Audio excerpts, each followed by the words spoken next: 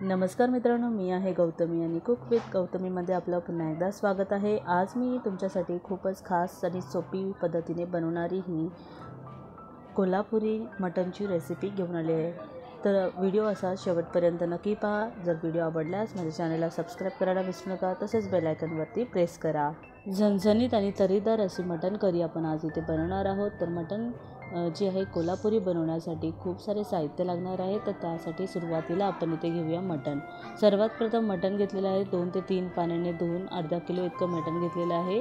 व्यवस्थित आपल्याला कचरा वगैरे व्यवस्थित काढून घ्यायचा आहे आणि जेणेकरून बोकडाचे यामध्ये केस असतात, तर त्यामुळे व्यवस्थित मटन जे आहे आपण मीठ बघून स्वच्छ पाण्याने धुवूनच घ्यायचं आहे।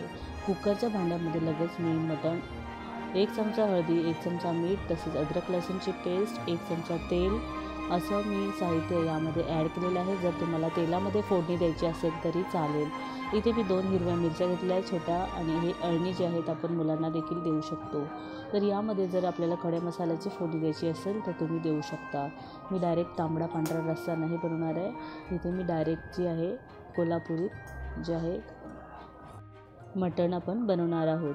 तर सर्वात प्रथम आपण इथे मसाल्याची तयारी करूयात। मसाल्यासाठी मी लगभग इथे 2 ते 3 मीडियम साईजचे जे आहेत कांदे घेतलेले आहेत बारीक चिरून, तेल घेतलेलं आहे लगभग 1 ते 2 पळी, त्याचबरोबर आपण घेतलेल्या आहेत हिरव्या मिरच्या, लगभग 1 ते 2 हिरव्या मिरच्या घ्यायच्या आहेत। साईडला मी जे आहे कुकरच्या शिट्ट्या होण्यासाठी मटण ठेवले होतं। तर मटण शिजून झालेलं आहे की नाही एकदा चेक करूयात। थोडंसं हलकं टाईट वाटत आहे, चाकूने आपण चेक करायचं आहे। तर आपण इथे घेणार आहोत थोडंसं अर्धा ग्लास इतका पाणी आणि व्यवस्थित 1 शिट्टी होईपर्यंत व्यवस्थित शिजवून घेणार आहोत, जेणेकरून जे आहेत अजिबात मटण कच्चं राहत नाही। का जर कुकरला आपण मटण लावलं तर मिनिमम 15 मिनटं किंवा जे आहेत 20 मिनटं जास्तीत जास्त शिजण्यासाठी लागतात, किंवा कुकरच्या 4 ते 5 किंवा 7 जास्तीत जास्त 7 शिट्ट्यांमध्ये जे आहे मटण व्यवस्थित असं शिजून होतं। आता तुमचा जर कुकर वेगळा असेल तर त्याचा भाग वेगळा आहे। मिनिटांनीही मी तुम्हाला शिजण्याची एक पद्धत सांगितलेली आहे।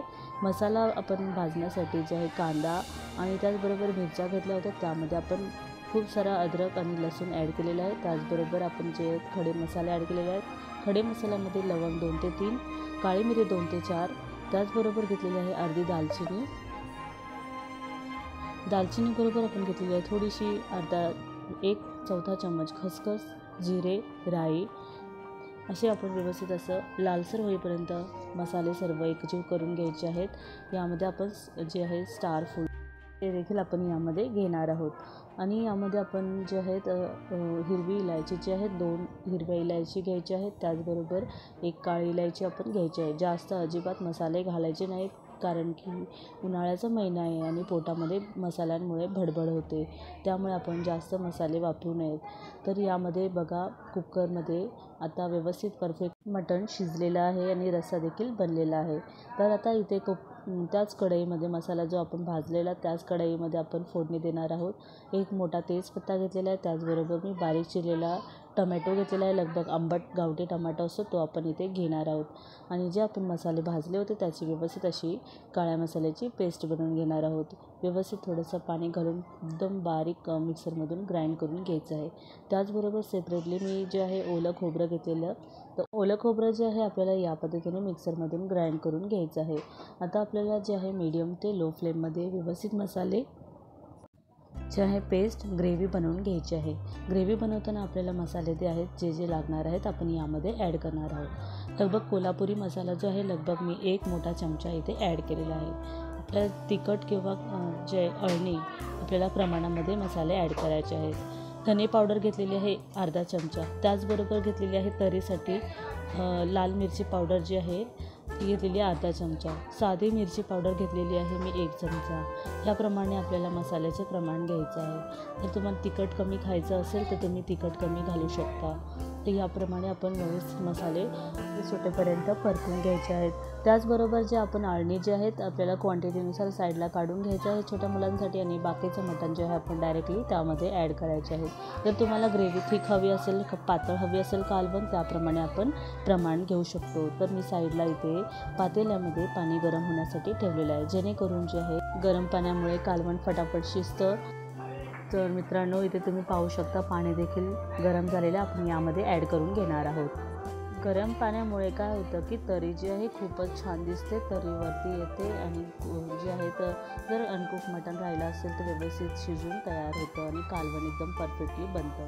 तसेच मी नवनवीन व्हिडिओज तुमच्यासाठी घेऊन येणार आहे, तर व्हिडिओला सबस्क्राईब करायला विसरू नका. तसेच व्हिडिओ आवडल्यास कमेंट देखील करा, लाईक करा, शेअर करा, जेणेकरून मला माझ्या चॅनलला तुमचा प्रतिसाद मिळेल. तर मित्रांनो, इथे मी गरम पाणी ॲड केलेलं आहे. तुम्ही पाहू शकता लगेचच तरी जी आहे वरती तरंगायला लागलेली आहे. या प्रकारे आपल्याला 5 मिनटं व्यवस्थित मटणाचं शिजवून घ्यायचं आहे. जे काही अनकुक असेल तर आपलं व्यवस्थित मटण शिजून सॉफ्ट पीसेस होऊन जातात. तर या प्रकारे आपल्याला बॉईल करायचं आहे 5 मिनटं आणि त्यानंतर फ्लेम बंद करायची आहे. थोडंसं झाकण ठेवायचं आहे. कोथिंबीर असेल तर थोडीशी गार्निशिंगसाठी वरती टाकायची आहे. कोथिंबीरचा स्वाद खूपच छान लागतो कालवणामध्ये. बॉईल करताना आपल्याला स्वादानुसार मीठ ॲड करायचं आहे. आपण लक्षात ठेवायचं आहे की अळणी बनवताना देखील मीठ ॲड केलं होतं, त्याप्रमाणे आपल्याला मिठाची क्वांटिटी वाढवायची आहे.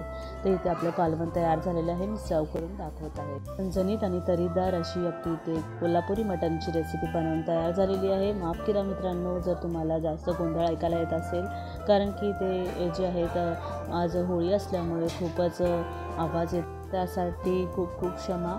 तर मित्रांनो, इथे आपली रेसिपी बनवून झालेली आहे. जर रेसिपी आवडली असेल तर माझ्या चॅनलला सबस्क्राईब करायला विसरू नका. दिसायला जेवढी छान आहे तेवढी टेस्टला देखील आहे. तर तुम्ही या पद्धतीने जर घरामध्ये मटणची रेसिपी बनवली तर खूपच उत्तम होईल. तर आजसाठी एवढंच मित्रांनो. जर व्हिडिओ आवडला असेल तर शेअर करायला विसरू नका. परत मिळूया नवीन रेसिपीसोबत. Bye bye, take care.